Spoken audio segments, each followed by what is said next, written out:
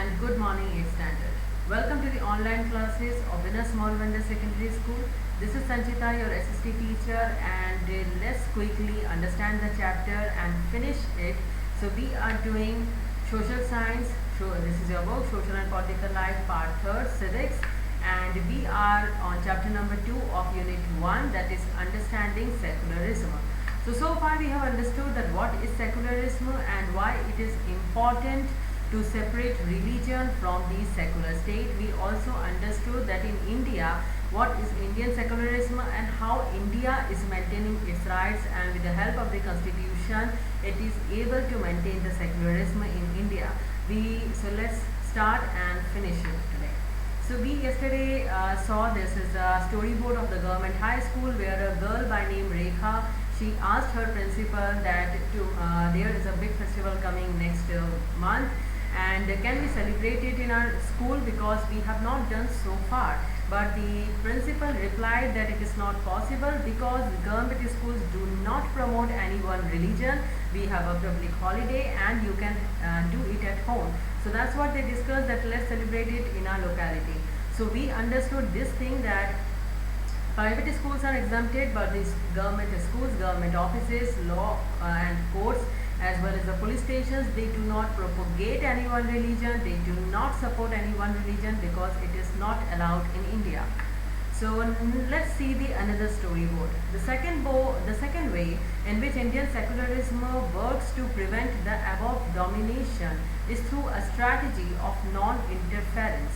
This means that in order to respect the sentiments of all religions and not interfere with religious practices, the state makes certain exemptions for particular religious communities. So what is the second way of doing that? The first way was that it was distancing itself from the religion. It do not promote anything. It do not give any priority to any religion. What is the second thing they are doing? Strategy of non-interference. They do not interfere in the religious beliefs of any one religion. So that means in order to respect, because when you are allowing all religions in your country, you need to respect the norms and culture of that particular religion. So in that case, whatever policies and rules we make for the country, if that rule is not abiding with the religion, we need to exempt that for that religion. Let's understand this one. A group of friends who have recently bought scooters are meeting to go for a ride together. So there are two friends, they have bought a scooter and they are now planning to go for a ride. So one is saying, hey, I hope you have a helmet. You know the law in Delhi requires that you wear one. Why aren't you wearing a helmet? Do you want to be fined? So this person is asking his friend that I hope that you have a helmet because we are in Delhi, which is the country capital, and why are you not wearing the helmet? Are you want to be fined? Because if you do not wear helmet, they will fine you. So the other person is telling, don't worry, I will not be fined. So don't worry, they will not ask me for the fine. So the first person is asking, hey Paramjit, why won't you be fined? This guy's name is Paramjit and he is asking that why won't they fine you? So Paramjit replied, for Sikhs, wearing a pagri is a very important part of our religion. The government cannot force me to wear a helmet. So he is a Sikh, Paramjit is a Sikh, and for him wearing pagri is a religious importance which he follows. So in that case, government has exempted Sikh people that they do not require to wear a helmet because government is respecting and giving respect to that thing of his religion. So let's understand this thing. Government schools often have students from really different religious backgrounds. Reread the three objectives of a secular state and write 2 sentences on why it is important the government schools do not promote any one religion. This is the one which we understood yesterday, and I hope that you understand that why they do not prefer any one religion in government schools. So let's come back to the story of Paramjit, wherein he is saying that I am wearing a turban, I am wearing a pagri, hence government cannot force me to wear the helmet. So in the above storyboard, Paramjit, the Sikh youth, does not have to wear a helmet.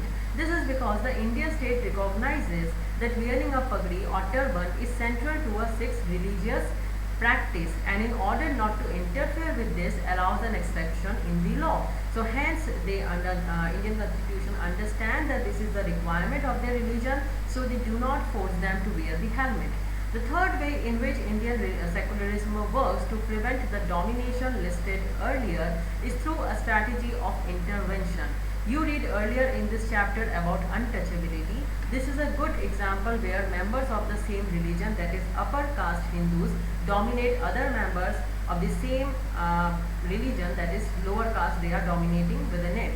In order to prevent this religion-based exclusion and discrimination of lower caste, the Indian constitution bans untouchability. In this instance, the state is intervening in religion in order to end a social practice that it believes discriminates and excludes and that violates the fundamental rights of lower caste who are also the citizens of this country.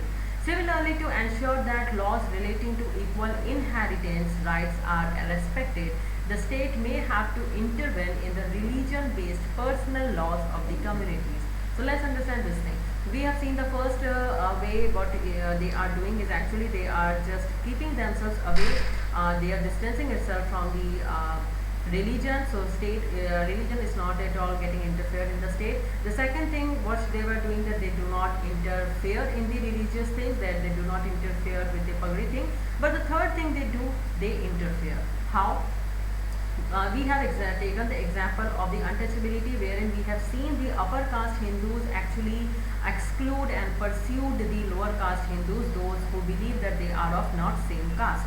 So, but when it comes to the Constitution of India, the fundamental right says that everyone has the right to equality, whether that person belongs from any gender, any caste or any race. It does not actually discriminate each other, but that is not the case. It is happening. So what happened, Constitution came up with this thing and they removed the untouchability, and it gave rights to every person of this country, whether they belong from any other religion. They have whatever right, whatever the upper caste Hindus are getting, they are also getting the equal rights. And if anybody is telling them that they cannot enter there or they cannot touch there, they can actually report it to the government, because it is against the law.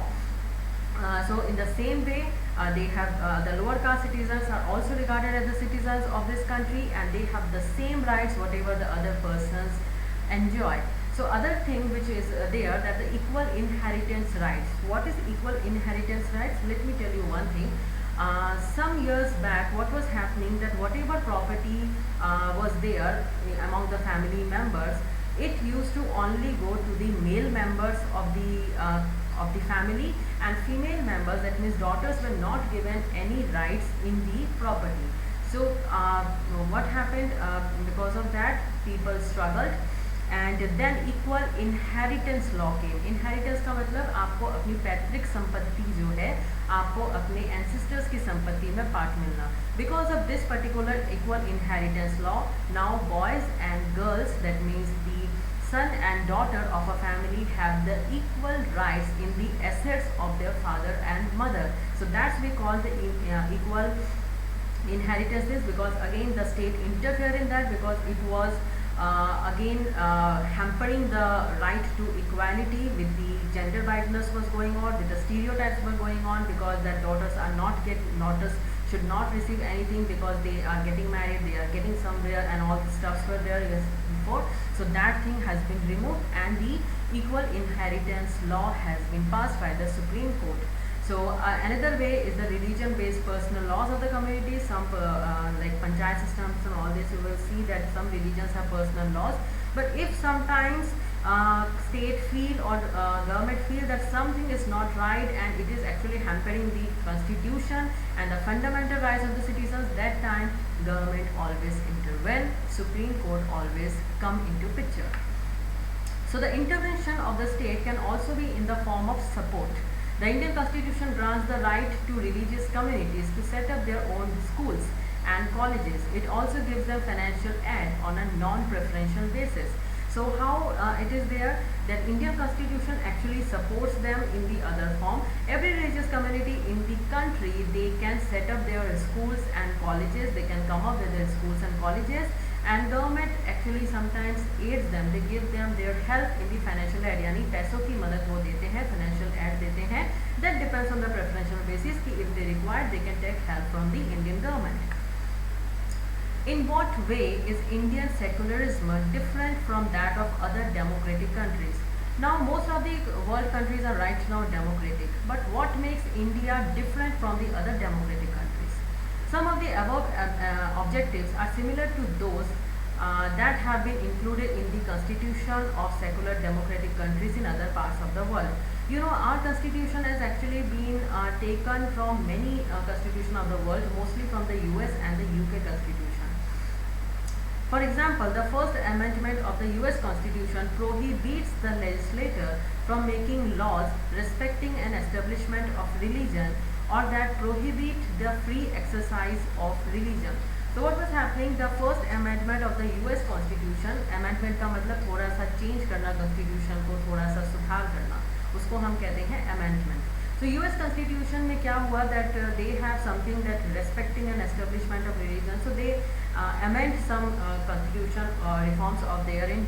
They were actually previously they were preferring one religion, so but they amended it and they actually prohibits the legislator, the legislative assembly को उन्होंने prohibit किया, उन्होंने मना किया and उन्होंने law बनाया which were respecting an establishment of religion, जैसे हर religion का एस्टेब्लिशमेंट हो उसका आप रेस्पेक्ट करो, और that prohibit the free exercise of religion.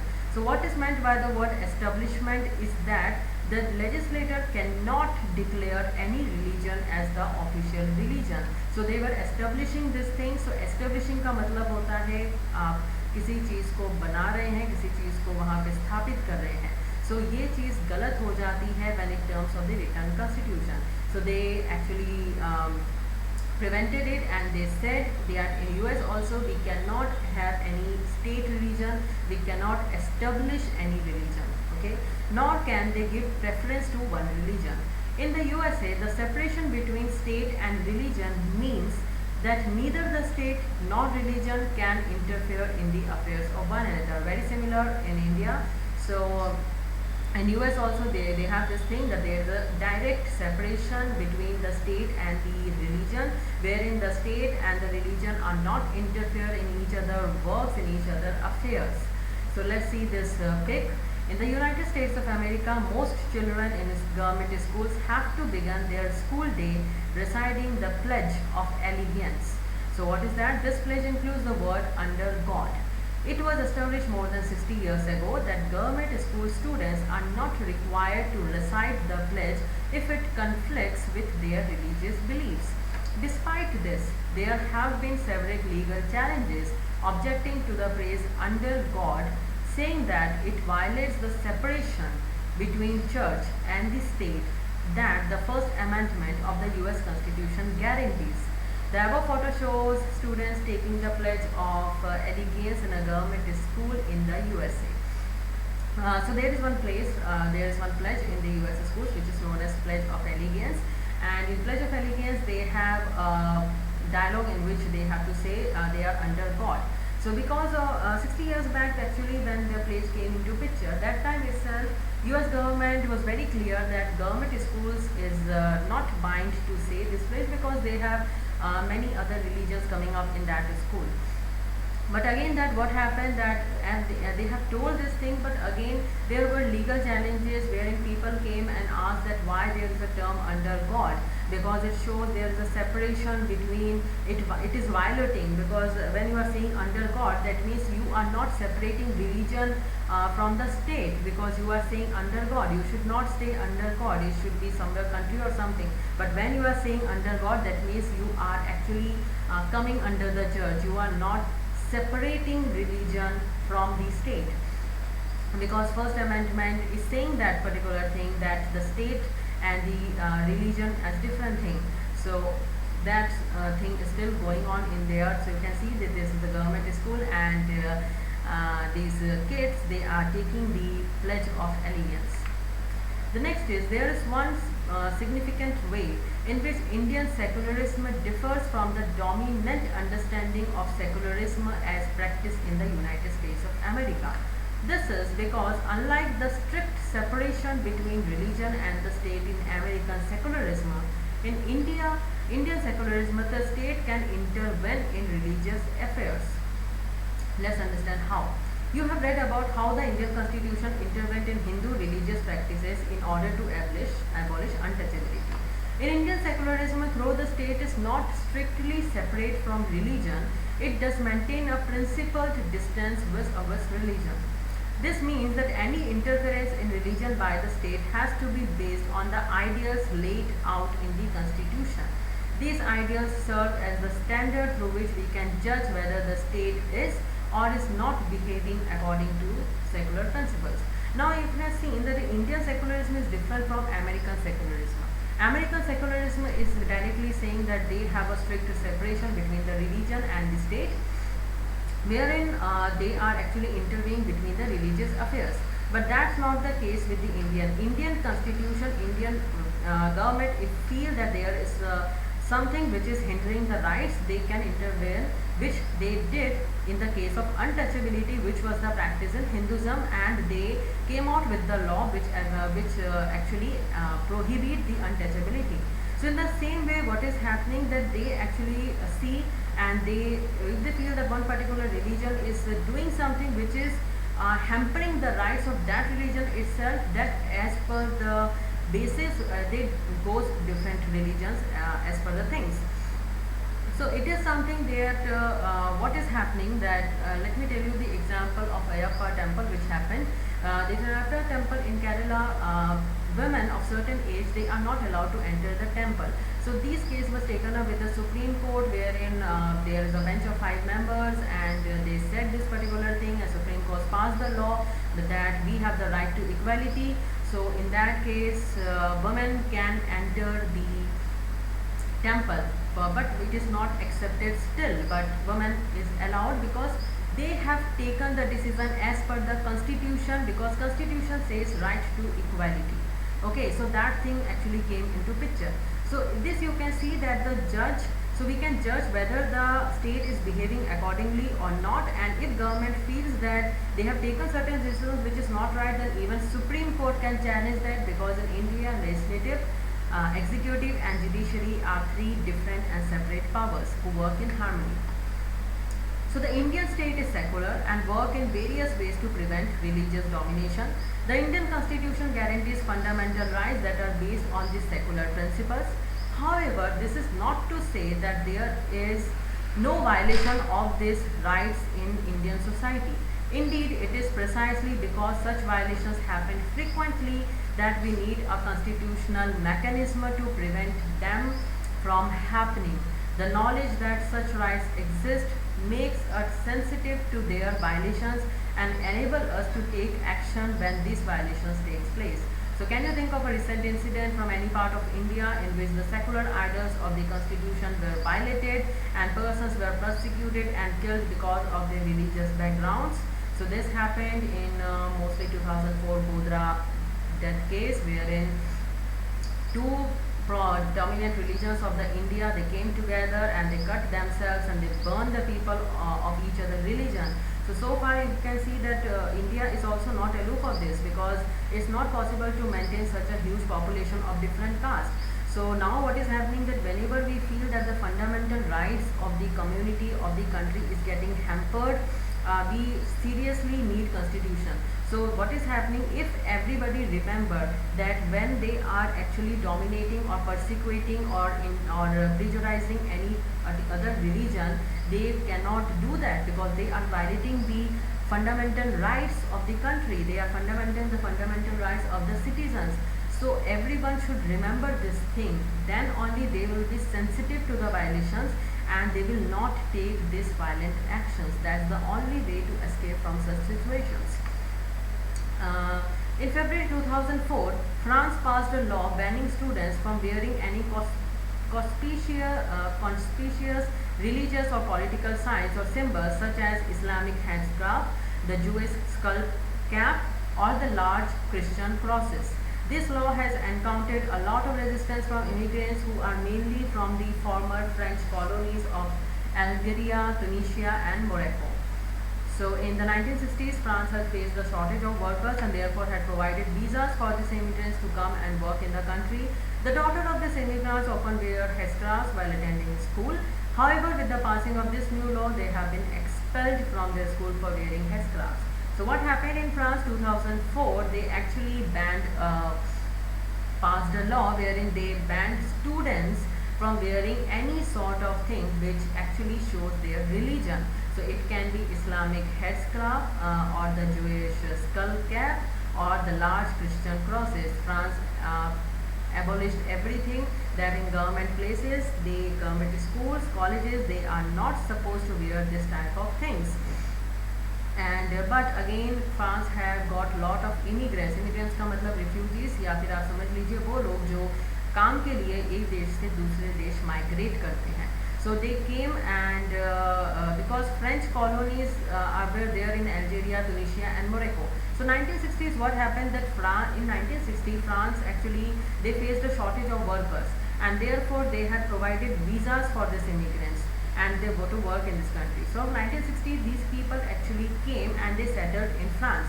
Now daughter of these immigrants, they actually follow their religion and in this manner they wear this type of headscarves and all these things. But what happened in 2004 when the law was passed and they did not agree to remove the headscarves, these kids, these students were expelled. They are told not to attend the school for wearing this. So that happened in 2004 in France.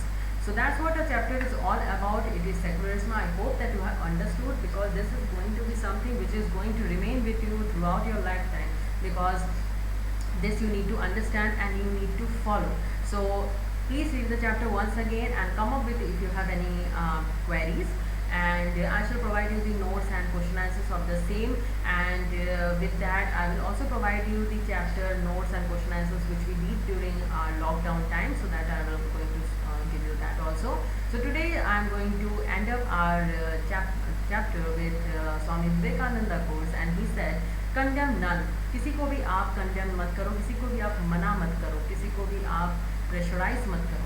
If you can stretch out a helping hand, do so. If you can actually help someone, then please do that. If you cannot fold your hands, bless your brothers and let them go their own way.